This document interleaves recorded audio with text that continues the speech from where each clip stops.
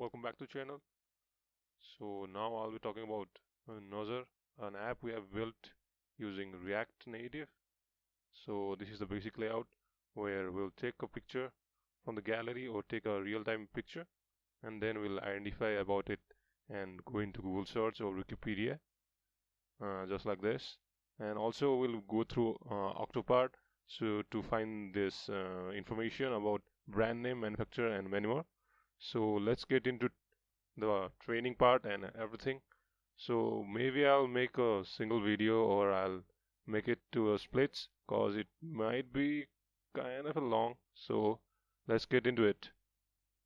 So while training, we used AWS server for Sagemaker, and then we used Inception to get this particular train accuracy of 93%. As you can see, I'm still training cause we only got 93% accuracy and 60% validation accuracy. So I'll get into it in a moment. So let's look at how we got all the images.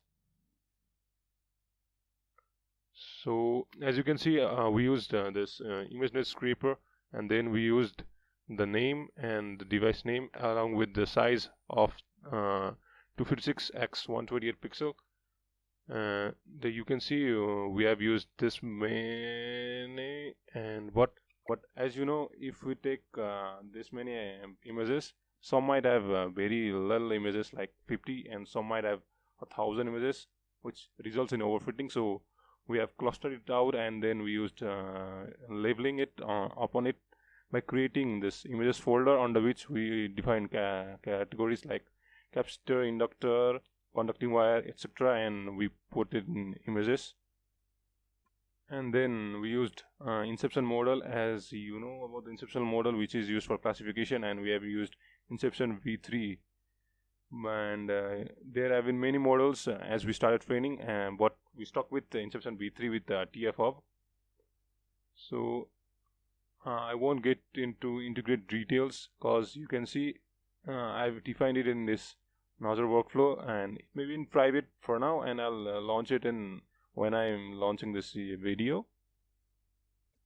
These many are for collaboratory, which is Google collaboratory for using their GPU. But as you know, we have thousands of images, and the memory it provides isn't much as we want, so we have used Sagemaker.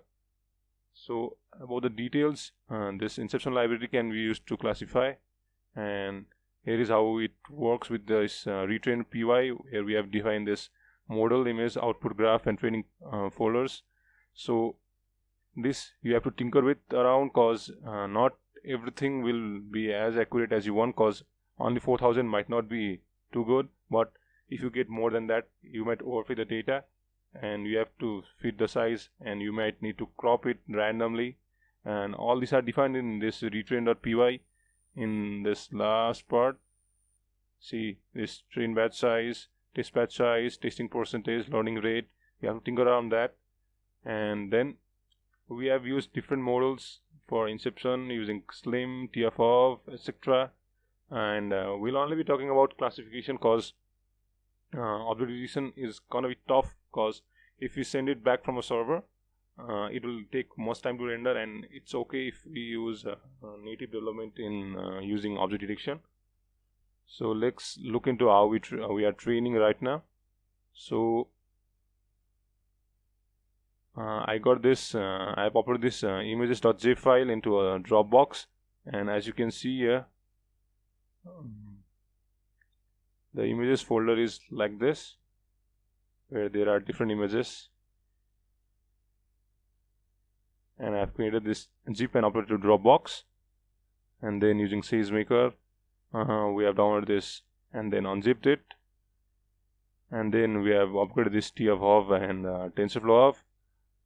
Now in this current model, we are using 4,000 training steps with the learning rate of 0.09, and we have tinkered around with train batch size of 90 and validation batch size of -1, because we are overfitting the data.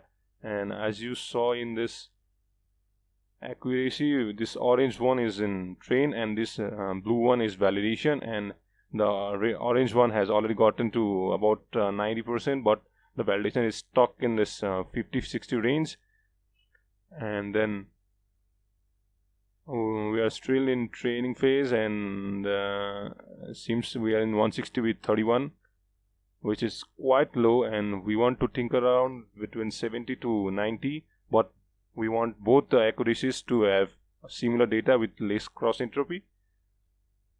This will give us this graph like this retrain graph, that PB, and retain graph, these levels.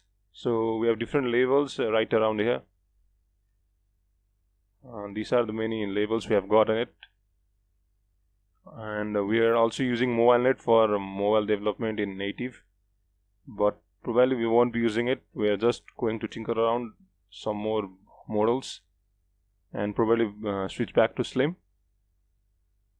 So after this, I didn't think I do need to explain about bottlenecks and all, because these are all developed within this retrain.py already.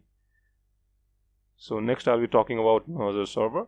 So I'll see you in that video.